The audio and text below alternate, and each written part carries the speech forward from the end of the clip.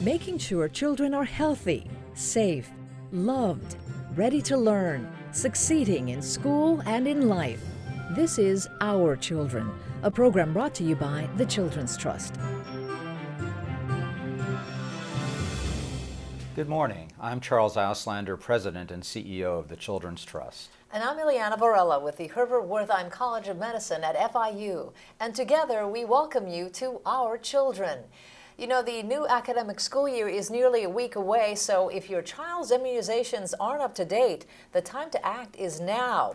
We're going to have more on that a little later on. But first, we're going to explore the wide variety of after-school programs available, which are so critical to working parents. Becoming more and more popular are programs that focus on STEM, which stands for science, technology, engineering, and math.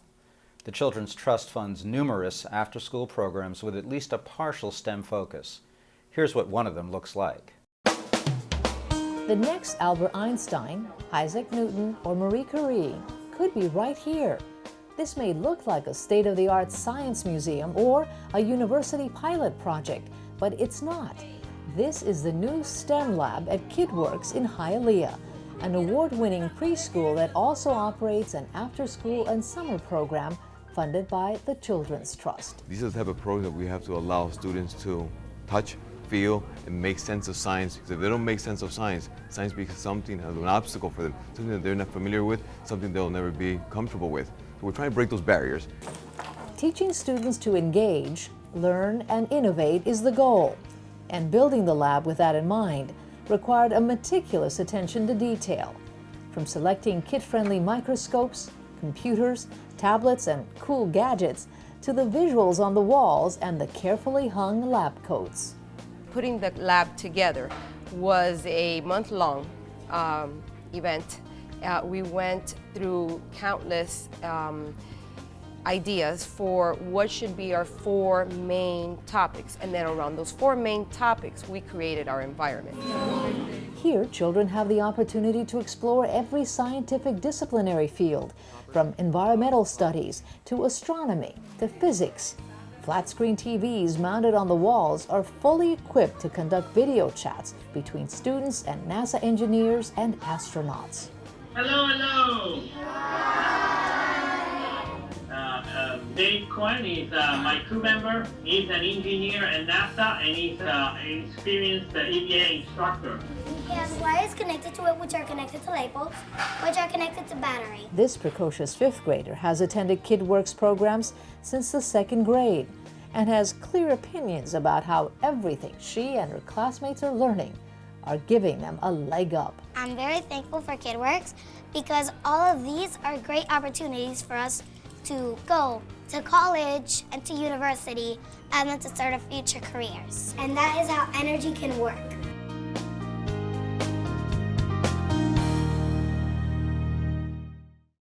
And joining us now is the president of KidWorks USA, Bill de la Sierra, or more affectionately known to his students and the community as Mr. Bill, and Adam Mack, Director of Curriculum Design and Implementation at Tiger Dragon Martial Arts. Welcome to both of you. Mr. Bill, we're going to start out with you. First of all, I want you to keep track of that little girl because I think she's going to run NASA one day.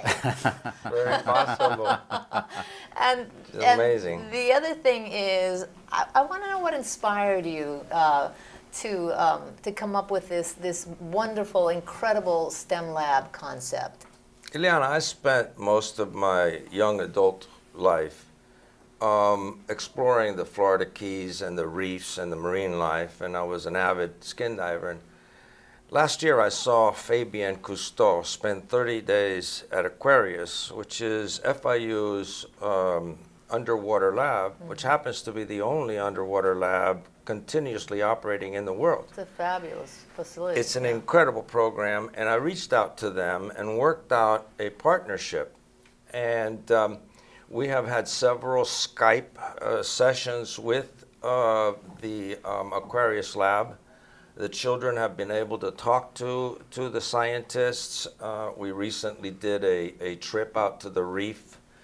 And I find that our children, particularly in Hialeah, don't have a chance to reach out to see those things happening. Our oceans are being depleted, and the science that it's going to take to feed future generations is going to have to come from these children. And so I am trying to show them the future is in our oceans and in space, in technology and engineering. And that is what, coupled with the fact that the Children's Trust is pushing us to bring more technology into the classroom, I find that it has become an excitement to them. They're excited to come and participate in those we programs. can see that. And really that kind of opportunity that you mentioned that children, youth wouldn't otherwise have is one of the things that makes it so special. So Adam, also you bring a martial arts and Japanese culture program at Tiger Dragon, and you also are doing something in the realm of robotics, which is very special, a real different opportunity for kids. So tell us a little bit about your work. Well, our robotics program really came from our desire to want to be able to give more to our students. You know, we had the literacy component, we had the reading component, but we also saw that there were other aspects of that our students didn't have access to because of their situations. Being a science teacher myself, I saw so many of our kids who were fascinated with science, interested with science, but were kind of intimidated by it. So we designed our robotics program to help develop their scientific skills and their engineering thinking. It also helped reinforce their mathematics skills, and it just started tying all the different aspects of it together for them. Robotics seemed right in line with our program already. As you know, Japan is the leading country in robotics. Their prime minister just recently called for another robotics revolution for their country. So that blended perfectly. We have two of our instructors who used to teach the Japanese program at Tiger Dragon, and now they're over in Japan now themselves teaching English to students in Japan. So we've developed a modern day version of the pen pal using technology to record sessions back and forth, and we send this back and forth to each other so that the students have created relationships with others in Japan, and so now they use their language. They also talk about the culture, and we're going to start talking about the robotics that are in Japan. There was an article that just talked about how in Japan at department stores they have light robots who are greeters at the entranceway. You know, so well, we have robots here, but they're humans. They're right. not exactly the same. True. Oh, Ileana, surely you jest. Just threw that in. throwing that in, I digress. I'm sorry. You did mention that you're a science teacher. You're at Citrus Grove Middle School. How long have you been a science teacher? For 5 years. So you know that there's this national push towards science and technology, trying to get children in general, but particularly minority children and girls involved in that. Is it working, and do programs like this actually help to get children involved in those fields? It is absolutely working. The more that we put there for the children, the more they want. They really, really embrace this. They're very interested in the STEM ideas. The young ladies, as you mentioned, are really taking to it. I feel it gives them a sense of empowerment. They feel that they are able to compete in today's global system. And Adam, that's great stuff. Do you two make this fun as well? Definitely. Bill, can you speak to I making it fun? think that one of the things that I have come to understand is the importance of project-based learning. It's not a book. It is them taking part, is them being involved in them creating. And it's been amazing, the transformation we've seen in some of the children when they get involved to do these hands-on things. This is so different from when we went to school. Yes, it is. Back when we went to school, you would sit in your seat, you would read your books, you would do your problems. Here, this is a very collaborative effort. You no longer are working individually, but you're working in a group setting to create a project or to develop a solution to a problem that you may be given. When we do our robotics, sometimes I'll throw them a scenario, okay, we need a robot that will do X, Y, or Z. And they'll have to sit there and think, well, how would we accomplish that? And they sit down together in a group and they start laying out some kind of plan, some kind of design. Well, what sensors will we need? What kind of locomotion will we need for the robot? They just really, and you start seeing that group think, and they start solving the problems together. This summer we built a underwater submarine, and as the students were designing it, we had told them that when it's done, we'll take it out for our last field trip of the summer. We'll go to the beach, we'll put it in the water, and we'll run it along the rock side. And as they're designing it and as they're building it, you see them running into issues, and they figure out how to get around it. And then at the end, they said, well, if we're going to go put this in the water and explore the rock beds, why don't we attach a GoPro to it and record images of what it's like underneath the water? And these were things that they were coming up with on their own. And we're talking students who are in 4th grade, 5th grade, 6th grade, 7th grade with that group think. The solutions that they're finding and the ideas that they're coming up with these projects is just amazing. I have a feeling the reason that these programs are so successful is because these guys are having fun too. They are pretty excited. I know you're about it, having aren't fun. they? Let me put it to you this way, Liliana.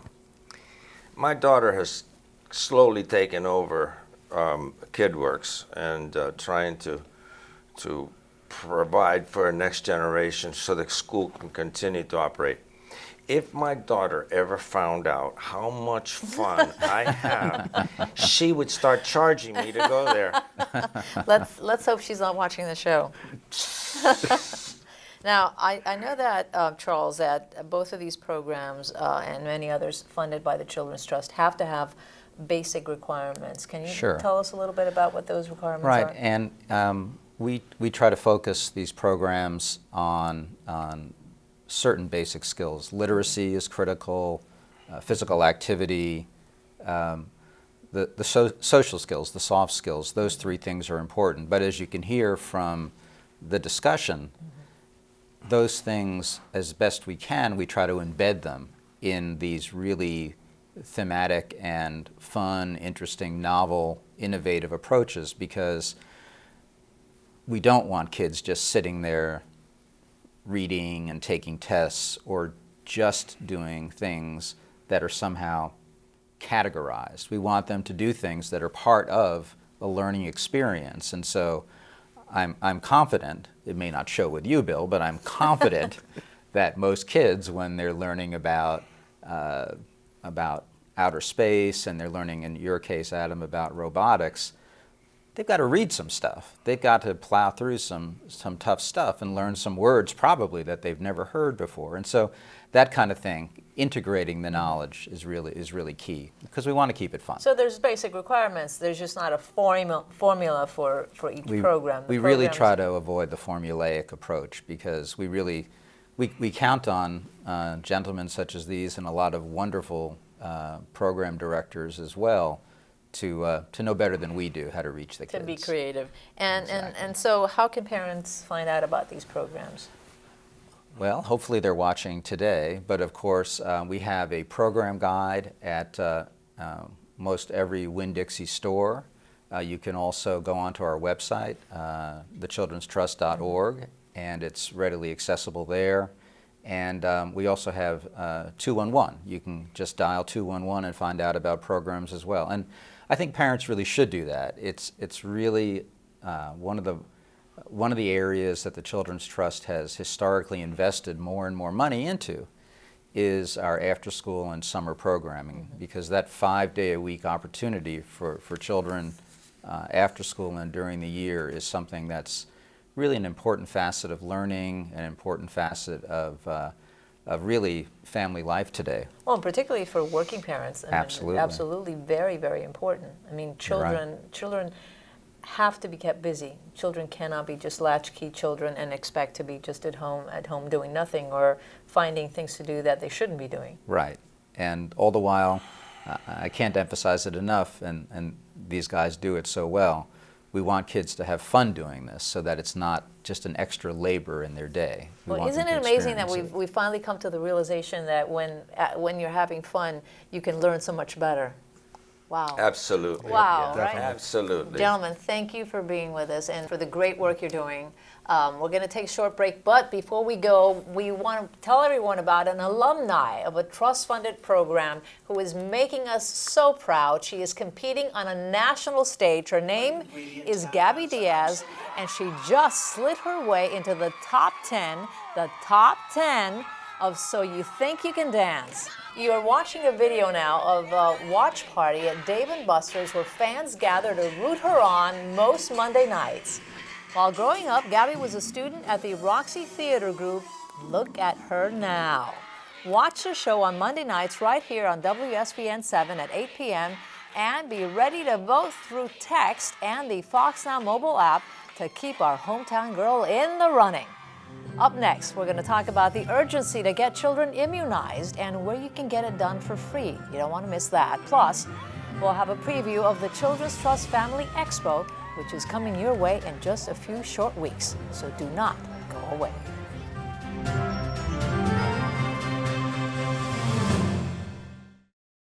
There are many items on your back-to-school checklist, but immunizations and after-school care should be at the very top. Children without up-to-date vaccines could be prevented from attending class. The Children's Trust wants to make sure your child has a happy, healthy, and safe school year. So pick up this year's after-school programs guide at any Miami-Dade Winn-Dixie. For free immunization locations and affordable options on your back-to-school checklist, visit thechildrenstrust.org or call 211. 2 children, same neighborhood, same school, same kindergarten class. The only difference is one has good attendance, the other doesn't. And the effects of absenteeism can last a lifetime. By the time children get to 3rd grade, the battle is either won or lost. Help your child succeed in school and in life by making sure they go to school every day. Their future is in your hands. This message brought to you by the Children's Trust, because all children are our children.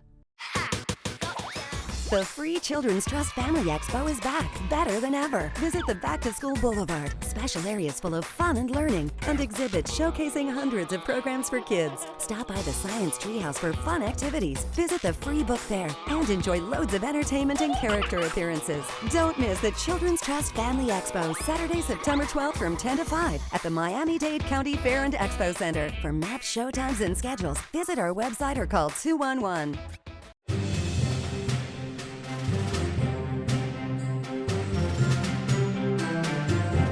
Welcome back.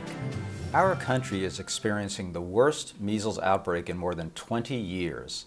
The percentage of Miami-Dade kindergartners entering school without being properly immunized is on the rise. But there are many other sound reasons to make sure your children's vaccines are up to date before school starts. And here to talk to us about them is Lydia Sandoval. She's the director of the immunization program at the Florida Department of Health in Miami-Dade County. Lydia, there are so many good reasons to vaccinate. Please help us count the ways. Well, thank you for inviting me here to discuss this. Thank you for coming. One of the most important reasons for parents to immunize their children is to protect them from vaccine-preventable diseases. Besides that, when you vaccinate your children, you're also protecting yourself and your community. There are many vulnerable populations that may be under-immunized or not immunized. Small babies that didn't receive all their vaccines. So if your children are immunized, you're actually protecting them. By your children not getting ill, they're not passing these illnesses along. In other words, there are children that are too young to get immunized because they're just too young to get the vaccine. And there are children who can't get the vaccine, or even adults who can't get vaccinated because their immune systems are low, or they have certain medical conditions where they just can't get vaccinated. So by us being vaccinated, we're actually helping our neighbor. Yes, we're protecting the community. A lot of young children may have begun the immunization series, but they're not fully protected because you have to take more than one dose of certain vaccines to get full protection. And like you said, there are a lot of people living amongst us that are either ill and cannot receive vaccines, and they're especially vulnerable. So it's not only a good idea for the love of your children, but for the love of the community to get immunized. And Lydia, sometimes the timing and the ages can get a little confusing for those of us who don't do this every day. So in terms of booster shots and vaccinations, what are the ages when this commences and continues? Well, we receive our first vaccine now at the hospital, the first hepatitis B, when the child is born. Okay. Then the rest of the vaccine series starts at 2 months, 4 months, 6 months of age. The next set of vaccines start between 1 year and 18 months of age. Then another round of vaccines is due 4 to 6 years of age, and one when you're 11 years old before entering 7th grade. So that is the vaccine series. The problem is that in Miami we have many immigrants and many visitors, and they come from their other countries and enter our schools, and they did not bring their vaccine records with them from wherever they're coming. Even if they had it, many in those countries, they do not follow the same series, or they do not provide all of the same vaccines we do, so they need to restart the series, and they may be underprotected from vaccine preventable diseases, so they pose a risk. So it's really important that you keep your child's immunizations up to date. But the school system requires vaccinations. Correct. In order for school children to enter the system, right? Yes, they do, but you have to, if you're coming from another country, you'll get the first series of the vaccine, and then you're expected to come back a month later to get or 2 months later to get the next series. So it's important for the parents who just moved into this country from another country, or who just started the series again, to return when the doctor told them to get the next dose of vaccines to keep their children and their community protected. Why overall aren't so many people not vaccinating their children? In other parts of the countries, there are some groups that are against vaccines, and they believe that the vaccines are harmful, which has been totally disproven by science. We don't really have that problem as much here in Miami-Dade. Our problem is the challenges of vaccinating so many children that are coming from other areas that are coming at different ages without vaccine records, and keeping them vaccinated. The other problem is that a lot of parents aren't aware that children entering kindergarten for the first time need to go to school with their vaccine record. So they do not take their child to the doctor, and then they show up at school and try to get a doctor's appointment because the school won't let them in, and it's difficult. So what if they don't have a doctor? Where do they go?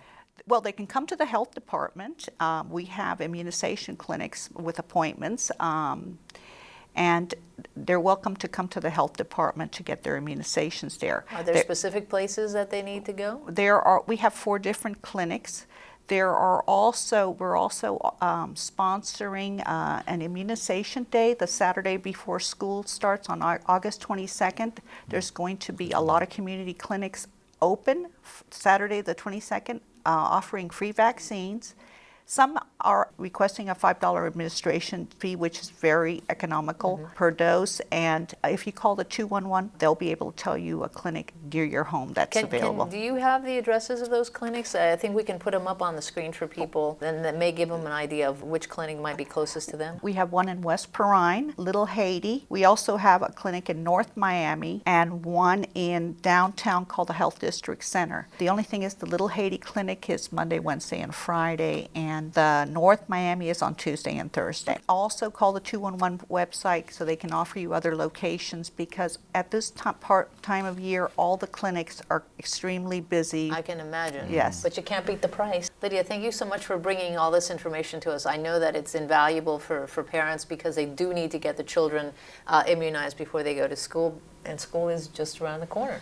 It is, and this really is about being a good citizen, being a good resident, and helping with the community's health. Thank you for helping us at the Children's Trust spread the word about this, and good luck with the program. Thank you very much. And just a few weeks after school starts, the Children's Trust Family Expo will be here on Saturday, September 12th. And here's a peek at what's in store. Start the school year off right with the Children's Trust Annual Family Expo, featuring valuable resources, activities, and entertainment for the entire family. It provides parents with a wide variety of information, as well as direct contact with all kinds of programs, health and social services. We live in a big community and we live in a diverse community, and anytime you can get a lot of people together on one day to really learn about what's going on and the opportunities that their own public tax dollars are providing for them, it's a big deal. There is so much here for the community. There is so much here that people need to come and learn from and benefit from. And have a wonderful free day with their families, free admission, free parking. You can't beat this. It is just the most amazing event in all of Miami-Dade County, and we hope that people keep coming back year after year after year. In a fun and entertaining environment, more than 200 exhibitors distribute important information, including a back-to-school boulevard staffed by Miami-Dade County Public Schools. Anytime that we can have outreach to the community and in this fashion and get this many people to have that interaction with, it's wonderful, it's gold. Don't miss the Read to Learn Book Fair, the Science Treehouse, presented by the Patricia and Philip Frost Museum of Science. I'll take my final curtain bow. Attracting more than 20,000 visitors a year, this amazing event offers tons of family and kid-friendly activities for all to enjoy, indoors and out. Lots of fun for the little ones, too. Plus, the ever-popular appearances by children's favorite characters and performances on 2 stages. This is a 10, for sure. You've got, the activities for the kids, places for the parents, food, everything, so definitely a 10. You get to draw your own books, and you can read books, and you can buy books. The Children's Trust Family Expo, the biggest family resource fair in Miami-Dade, all at the Miami-Dade Fair and Expo Center. For more information, call 211 or visit thechildrenstrust.org. There also will be special appearances by National Children's Book authors Frank Camuso and George O'Connor, so you do not want to miss the free Family Expo Saturday, September 12th from 10 a.m. to 5 p.m. In the meantime, enjoy the rest of your weekend and have a great start to the school year. I'm Charles Auslander, and thanks for watching this edition of Our Children. I'll see you at the Expo.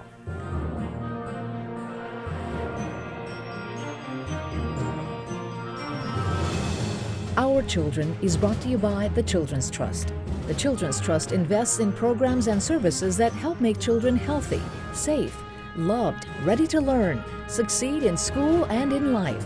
To access its funded programs and services in Miami-Dade County, visit thechildrenstrust.org or call the Children's Trust helpline at 211, because all children are our children.